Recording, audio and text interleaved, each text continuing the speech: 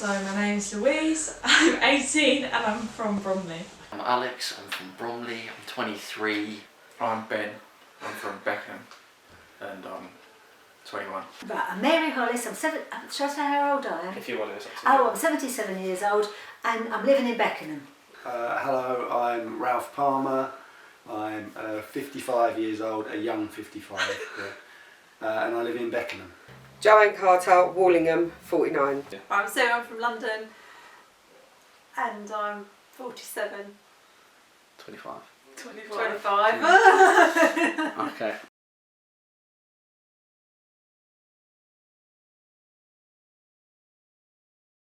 I think it affected everyone pretty poorly, didn't it? So yeah, just in terms of you couldn't meet up with your mates as much. Also I mentioned this last time with this, but I graduated during a lockdown, which meant a lot of my friends. We basically left Sheffield and then never got to see each other again. So they're still in the same situation now. So yeah, it just wasn't a great year for anyone all around, I think. Well, it affected me in loads of ways, good and bad, but I just finished college and in the first lockdown it was really early in the year. So it made me grow up quite a bit and I had time to myself where obviously no one was going out, so I had time to figure out what I wanted to do and yeah, what I could do in my life post-lockdown. Well, it stopped me doing my GCSEs, so I'm kind of glad for that because I think I would absolutely bottle it in the exam. But it just stopped me meeting up with my friends, because we had that massive heat wave, and I just couldn't meet up with them. It was a great heat wave. It was so nice. It was so warm. It was horrible. I've got to try and remember now because I'm trying to remember this year and that's been wicked. 2020, horrible. Not being able to see family and friends, absolute rubbish. As well, the amount of people that were dying, the fact that we didn't lock down early enough, so I'm going to go a bit political now, the fact that we consistently are always behind what we should be doing. Boris Johnson, the only thing that's come well this year has been the vaccine. Yeah. But what the future holds, I do not know. Hope it's good. Yeah, I hope it's good. Well, it must be better.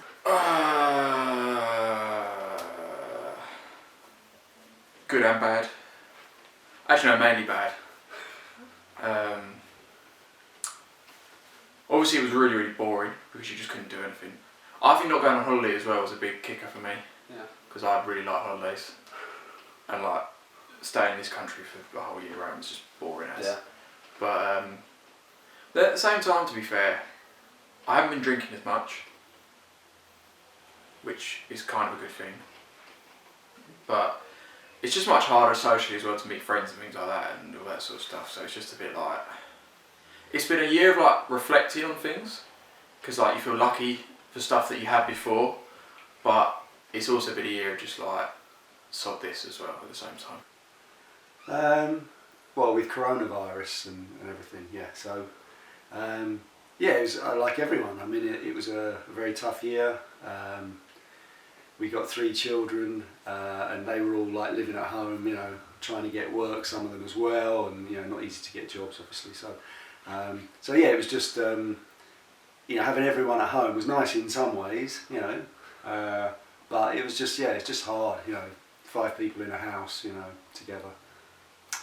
But it could have been a lot worse, So a lot of people had it worse. So yeah, I can't complain. So at the beginning of 2020, as we went into lockdown, I got put on furlough because I'm asthmatic. Had to stay home for 3 months. Put on loads of weight. Didn't stop eating. Mentally, it wasn't a good thing for me because I suffer with bipolar anyway. Cat's just coming.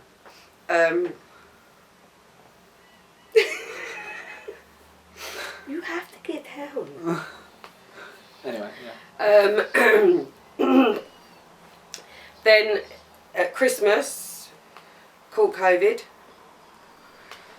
and was really ill. Was taken to hospital. Ronnie's girlfriend, Ronnie and Harvey, had to care for me.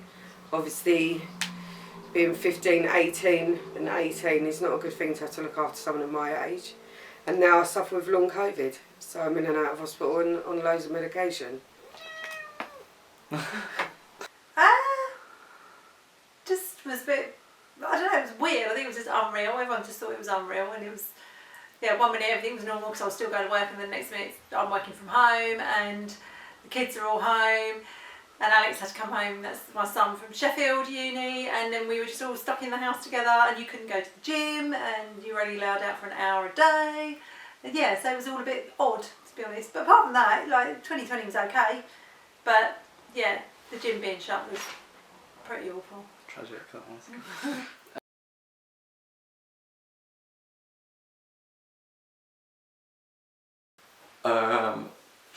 I'd probably say the one lockdown we just come out of, the third one, because it was just like a repeat of, we've done this twice already, a bit of a nightmare going into it. And the first one actually maybe alright, because like you got to work from home, it was quite nice. But the third one, obviously I graduated uni and I was looking for a job and stuff, and it was just awful, I think. But not just for me, for everyone as well. I would say definitely the first lockdown, when we were inside the most. That I found at the start was alright, because it was like, oh, we all staying inside, like we'll have things to do. But then as the weeks got on, you just got more pissed off with everyone around you, like they did like irritate you. But I would say, yeah, the first lockdown was definitely the hardest for the year. Probably having my birthday in lockdown. Yeah, so That one sucked. That one was really bad. yeah, same for me. I'm like 19 in June, and I haven't even been clubbing yet. So Yeah, no, I had one birthday just before lockdown, but the other birthday was in lockdown, and I usually have all my mates around. I don't really have like a big party, I just have like all of my friends around and just like in my house and stuff, but I couldn't do any of that. Last year? yeah, I can't remember last year in great detail. It was just the monotony of everything you'd have done in the past you couldn't do. What do you want to know what kept me going though? Yeah. What kept me going was really probably the people here, and also the telephone. You know, friends, and even now, friends that I would have been meeting up with that don't live locally, fantastic every week, ringing. And I've got a friend, I've just rung her now, I've had to ring her every day since March should I be saying this? yeah. I've had to ring her every day since March the 23rd, last year, truth, because, you know, she's on her own, and she said, would I do it? So I'll do it, you know, Yeah. because she's lovely. Yeah, sorry. That's nice. That's really nice. Make sure she's okay and get someone to talk to and stuff. It is, because sometimes I'm the only person she speaks to, truthfully, and it's awful. That's really nice.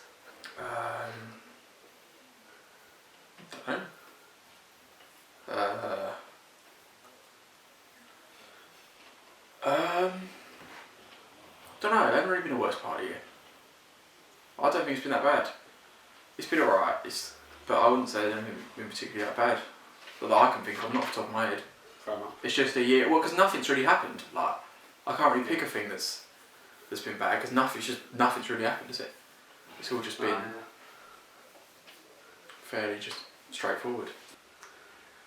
I mean, probably when we all got coronavirus. I mean, I suppose that's the time when you kind of think that, you know, if anything's going to happen, I suppose, you know, one of you could get it really badly, or, you know, you spread it to sort of other people, you know, but we were lucky, you know, so all of us had it, you know, my daughter brought it back, you know, and we all just caught it just after Christmas, all around Christmas actually, so yeah, one after the other, so yeah, so in lots of ways it was actually really good to just get it all out of the way, because none of us really had it that bad, although my wife, she probably had it worse. Yeah. Not knowing whether or not I was going to survive, not knowing whether or not I was going to come out of hospital and see my kids again. Just all of it, really. The gym being shut. Yeah. Yeah, that's mine as well. Yeah. To be fair, it's terrible. Not people dying, the gym being No. Well, obviously people dying and that, but sounds selfish, but it didn't affect. You personally? Yeah, no one died that I really knew, or was, you know. But yeah, the gym being shut, just that was a massive change to life, and yeah, that was horrible. push out of your routine?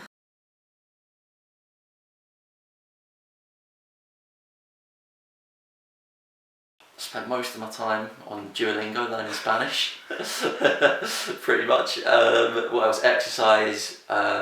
Nightmare when, Ronnie, you'll appreciate this, when gyms weren't open. But like, yeah, exercise at home. Luckily we have our own like dumbbell and barbell like set I could use. Now they're back open, all good, so we can do that. And also playing football, I think, kept me going through it. And that's partly really the reason why the last one was the worst, because gyms were closed, no football. All you could really do was work and sit at home. Well, when we went into the second lockdown, I went out and I was working, so I would say that kept me busy a lot of the time. First lockdown, paint by numbers. Paint by numbers, my daily walks, and annoying my family kept me going. 100%. What? Oh, you already said what got you through the lockdowns and Yeah. stuff. Did you do like any activities to like, you know, just keep you like your mind off of everything that was going on? Yeah, I do. I've been trying to learn Spanish, that Duolingo, like my son-in-law, Yeah. you know, Ralph. But whereas he's gone on and quite a lot, I'm still stuck very much at the beginning. It's now been over a year. I'm not really holding out much hope, but I'll carry on because I'm trying to keep my brain a bit going, and I do in the independent, you know, I do the crossword, or try and do the crossword, and the code word as much as I can. Yeah, because I'm just trying to not suddenly, you know, because when your brain, as you get older, it doesn't work as fast, bits have died off, you don't remember things as much as well as you could. Yeah. So it's all that kind of thing. Yeah, and I know you guys do the quiz as well, which it must have been nice to just like. Yeah, but I can't answer them because they're not like my WI quizzes or the U3A. Yeah. It's on like pop music. Yeah, and all I that mean, stuff, yeah. which I'm 1960s, I might stand a chance, but certainly not, you know, anything relevant. I haven't heard of half the people anyway. Yeah. But sometimes if it's an old question, I come into my own.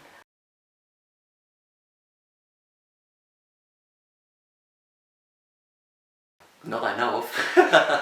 but yeah, no, so, but yeah, I must admit, for people that actually do suffer from mental illness, I can't believe that the lockdowns have helped them in any way, shape or form. And also, I mentioned this last time when we did this, but they'll struggle to go and seek help now as well, because you're kind of insulated and isolated within just the people you live with. Yeah, Like that. but it's got even worse now, obviously, because you don't know what the COVID's done to you in the long run. So you don't know from day to day how you're going to feel, what it's going to do, how it affects you in years to come. No. Yeah, that's good. No, not that I know of. Is that being crazy? Except being psycho. No, I wouldn't say I do, no. I've got friends that do though. Yeah, same. A lot of friends. Yeah. Like, you know Jake, he's on medication now, like proper medication. Antidepressant. Yeah. And he's been on it for like 3 weeks, and the first 2 weeks they said you'll feel like really like depressed and suicidal. And he's got over like the first 2 weeks, and now he just doesn't care about anything. He's just like so like just What's the point? yeah. Yeah. Yeah, I'm kind of lucky in a way. I don't think I've ever really suffered from anything like that, and I feel really sorry for people who do, you know, because I can imagine it must be awful. I suppose the worst I've kind of ever had, I suppose, was when I was under a lot of stress at work, and I just felt, you know, I really wasn't enjoying going to work, and you know, things were kind of getting on top of me a bit then. So I feel I can understand how people must feel when they get it really badly.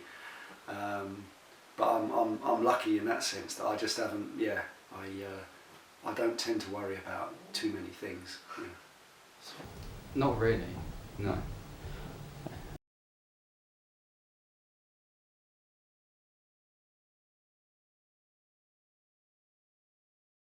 Probably not my family, because we've been in the same house for the last like however many months now. I would say, yeah, from my friends, especially the ones I left behind at university, and then also like coming back here, we just haven't. I've met them up since the last lockdown ended. Met up with them a few times to go to the pub and things like that, and when pubs are reopened, obviously. But I think I'll do that a little bit more as we come out of this lockdown. Hopefully we don't have another one. No. Well, the ones that, like, my best friends I don't feel distance from. But, like, the more, like, fringe sort of friends, or like just friends, I feel more distance from. But I don't really feel more distance from, like, my best mates, no, I wouldn't say. Yeah, sort of yes and no, really. I mean, again, yeah, I can understand. I mean, you know, a lot of people must feel like that, and it's been sort of difficult not being able to kind of see as much of your sort of wider family as you'd want.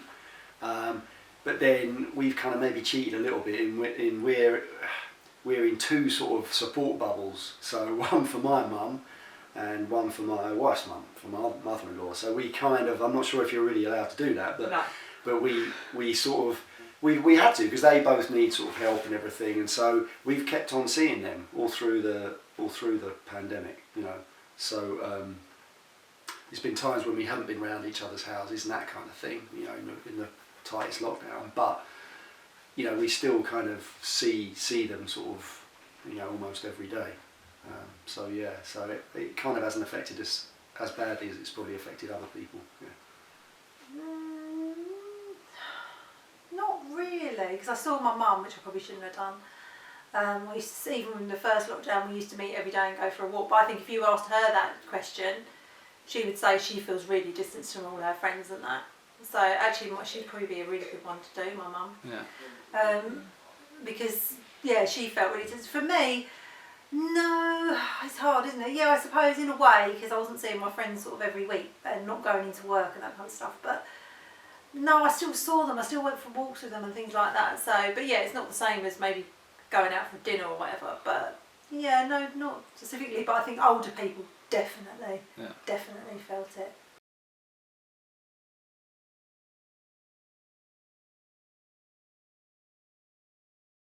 I'd probably say, yeah, it could have done, just in terms of like, as I said, the first one was alright, didn't mind it too much, and then obviously it was when I'm looking for a job, but I applied for so many jobs, must have been about 70 jobs, and eventually got one, but then even then, like, you're not meeting any of your work colleagues like face to face at all, and a big part of work actually is socialising, and it's kind of been taken away from us there, I think.